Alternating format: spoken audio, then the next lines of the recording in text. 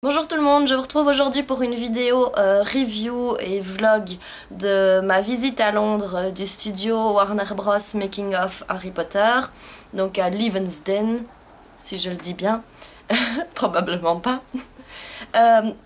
Voilà, donc je vais vous raconter un petit peu la visite tout en insérant à chaque fois des clips vidéo des lieux sur place. J'espère que la vidéo vous plaira.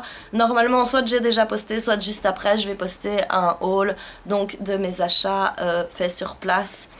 Concernant Harry Potter donc. Alors pour commencer, ça faisait depuis que j'ai entendu parler de ce projet que j'étais impatiente d'y aller parce que je suis une grande fan d'Harry Potter et donc c'était un petit peu un rêve pour moi d'avoir enfin la chance d'y être. Et oh, mon chat qui fait de la misère. Qu'est-ce que je disais? Oui, c'était pour moi une chance d'y être et j'étais surexcitée, super contente. J'avoue que aussi bien au début qu'à la fin, j'ai pas pu retenir une petite larme. Et oui, je suis vite émue, je pleure vite. Donc oui, j'ai pleuré au tout début et à la toute fin. Donc dans une des premières salles et dans la toute dernière, donc ça j'y reviendrai plus tard. Donc pour commencer, on est arrivé là-bas en bus, donc c'est un bus qui partait de Londres et qui fait le trajet jusqu'au studio.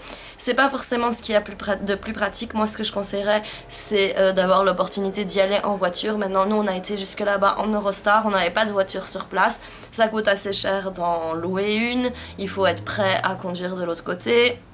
Et tout ça, j'ai entendu parler qu'il y avait moyen d'y aller en train aussi, mais ce qui me paraissait le plus simple, c'est le bus. Alors en effet, c'est le plus simple parce qu'ils viennent nous chercher un arrêt de bus à Londres, ils nous déposent là-bas. Mais le désavantage du bus, c'est que donc il y a un horaire précis à suivre. Donc on arrive à une certaine heure et on doit repartir à une certaine heure, ce qui nous laisse sur place approximativement 3 heures. C'est suffisant pour tout voir parce que j'ai tout vu, mais c'est pas suffisant pour s'attarder vraiment sur les petits détails. Vraiment profiter de toutes les activités qui sont proposées parce qu'il y a des petites activités parallèles comme la possibilité de voler sur un balai magique avec un écran vert derrière et ils rajoutent un film de Londres, donc on a l'impression de voler sur un balai. Ça j'ai pas eu le temps de faire. Il y avait moyen d'aller caresser des serpents, j'ai pas eu le temps de faire la file non plus. Donc voilà, il n'y a pas forcément moyen de faire les extras, mais sinon j'ai vraiment tout vu et je me suis pas dépêchée. Et j'ai même eu le temps de faire un petit tour au magasin après, donc ça va. Mais l'idéal ce serait quand même de pouvoir rester 4-5 heures sur place si vous en avez l'opportunité. Donc voilà, on est arrivé sur place au studio, on a déposé nos affaires au vestiaire qui est gratuit, ça c'est une bonne chose. Il y avait la possibilité de prendre un audio guide, mais je m'étais renseignée là-dessus et j'avais entendu beaucoup de gens dire que quand ils étaient venus en bus et qu'ils n'avaient que 3 heures sur place, avec le guide audio ça prenait trop de temps parce que tu as envie de tout écouter, de regarder toutes les petites vidéos qu'ils proposent. Et malheureusement, en 3 heures, c'est apparemment pas possible de tout faire. Donc nous, on n'a pas pris le guide audio, on connaît déjà bien Harry Potter, enfin suffisamment pour reconnaître les objets sans avoir besoin de lire les panneaux et tout ça. Mais j'avoue que j'aurais quand même bien aimé le prendre, mais voilà, c'était pas possible, donc on a fait la visite sans. Donc on commence par faire la file. Dans la file, il y a une reconstitution du placard, donc de Private Drive, là où Harry dormait au tout début de l'histoire. Donc on fait la file. Ensuite on arrive dans une première salle où il y a plusieurs écrans sur les côtés où ils diffusent des affiches, des films un peu de tous les pays et dans toutes les langues. Donc il y a des affiches qu'on n'a jamais vues, moi j'avais pas forcément déjà vu les affiches coréennes d'Harry Potter, enfin voilà. Et donc là il y a un monsieur qui fait une présentation, qui parle du succès d'Harry Potter et tout ça. Ensuite on entre dans une salle de cinéma avec un écran géant où on peut s'asseoir et là il nous passe un film qui raconte aussi l'aventure Harry Potter avec 2-3 interviews rapides des acteurs et tout ça. Et puis là j'hésite à vous dire parce que personnellement ça m'a surprise et j'aurais presque envie de vous laisser la surprise, donc je vais pas le dire, mais d'une façon ou d'une autre l'étape d'après c'est donc de se retrouver devant la porte de la grande salle à Poudlard. Je vais vous laisser pour le moment voir donc le premier petit extrait vidéo qui raconte tout ce que je vous ai dit.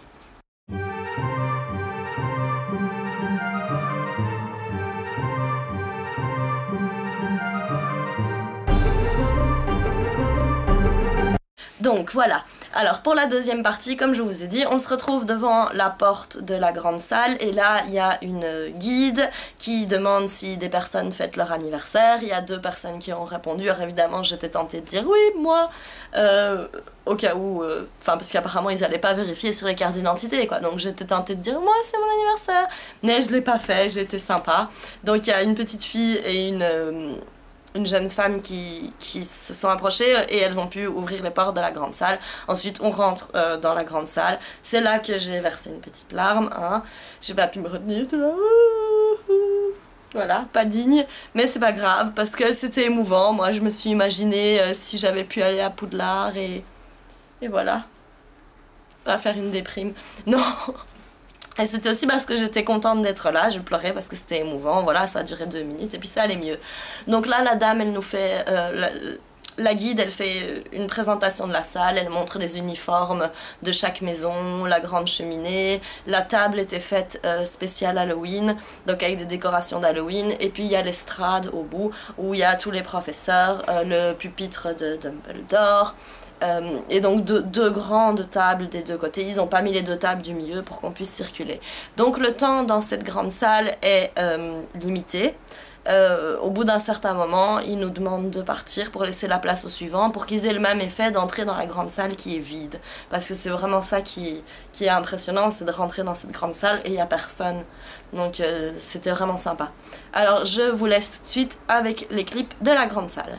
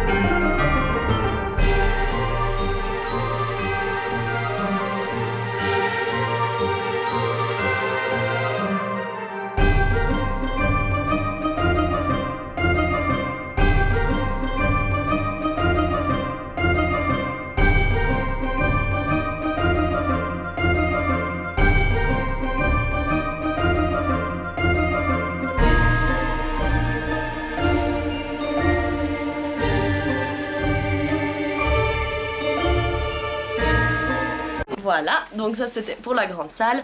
Ensuite, juste après, donc on tourne sur la gauche et on se retrouve dans un énorme hangar de studio de cinéma, même si c'est tellement beau et tellement bien décoré qu'on n'a pas l'impression d'être dans un hangar.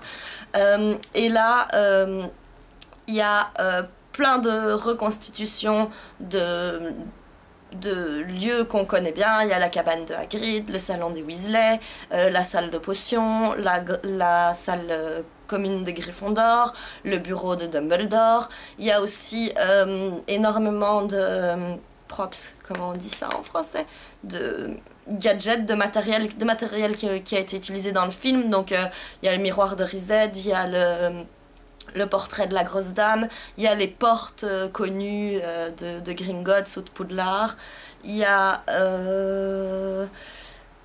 vraiment tout ce qui concerne les décors, les costumes et les... Pourquoi je trouve pas ce mot, un mot correct en français? En anglais ça se dit props. Les accessoires, victoire! Et tous les accessoires des films. Et c'est vraiment magique, magnifique. Ce qui était bien, c'est qu'il y avait du monde, mais il n'y avait pas trop de monde. Il y avait moyen d'approcher suffisamment de chaque endroit pour avoir personne devant soi et pouvoir profiter pleinement de la vue. C'est la salle dans laquelle j'ai passé le plus de temps parce qu'il y a énormément de détails partout. C'est vraiment magnifique. C'est pas où regarder quoi. Et ce qui est sympa, c'est que comme on a été pour la période d'Halloween, il y avait 2-3 mange-morts qui se baladaient dans toute l'exposition et qui essayaient de faire un peu peur, avec lesquels on pouvait poser en photo. Ça c'était assez rigolo comme petit truc en plus. Et donc ça c'était pour la première partie. Et puis après on va un peu plus loin et là il y avait le ministère, la grande statue, Magic is Might, les cheminées du ministère, le bureau de Dolores Ombrage, spécialement pour Halloween aussi, il y avait la salle à manger chez les Malfoy, où ils font le conseil avec Voldemort et le corps du professeur d'histoire des Moldus, ou je crois que c'est comme ça que ça s'appelle, qui plane au-dessus. Ça aussi c'était spécial pour Halloween, c'était trop bien. Il y a vraiment énormément de trucs, il y a Barjo et Burks. Enfin, c'est magnifique, comme je l'ai dit, on ne sait pas où regarder, il y a tellement de détails partout que voilà, c'est trop bien. Donc je vous laisse tout de suite avec les images de cette partie-là.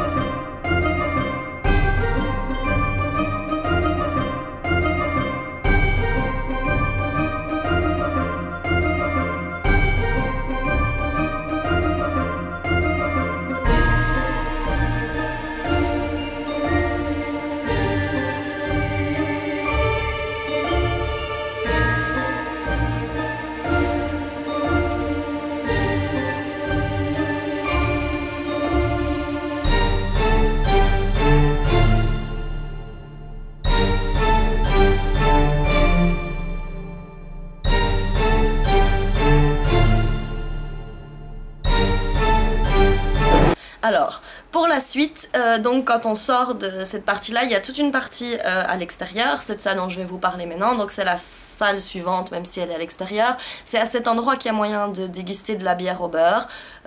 Vous verrez bien à ma tête dans la vidéo si j'ai aimé ça ou pas. Non, je vous le dis tout de suite, j'ai pas aimé.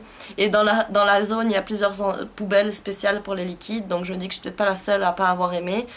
C'est pas la première la première gorgée est intéressante, c'est original, mais c'est super super écœurant, on dirait du caramel, du marshmallow, de la barbe à papa, enfin je sais pas, tout concentré en un truc. Pour moi c'est trop sucré, moi j'ai pas du tout aimé. Mais c'était quand même fun de pouvoir goûter. Ensuite, donc dans cet endroit ouvert, il y a le Magicobus. Il y a le pont à Poudlard qu'on voit souvent, où Harry et Lupin discutent, ou que Neville fait péter avec Dean Thomas dans le dernier film. Donc il y avait ce pont là, il y avait le 4 Private Drive, il y avait la maison de Godric's Hollow, il y avait toutes les pièces du jeu d'échecs du premier film. Qu'est-ce qu'il y avait d'autre? La moto de Hagrid Sirius. Il y avait la voiture du papa de Ron qui vole donc dans le deuxième film, la voiture volante. Donc c'était super chouette de voir ça. C'est assez aéré. Pareil, il y a moyen de prendre des photos sans devoir faire des files énormes. En tout cas, moi j'ai pas eu à faire des files énormes, même pour avoir ma photo devant le 4 Private Drive.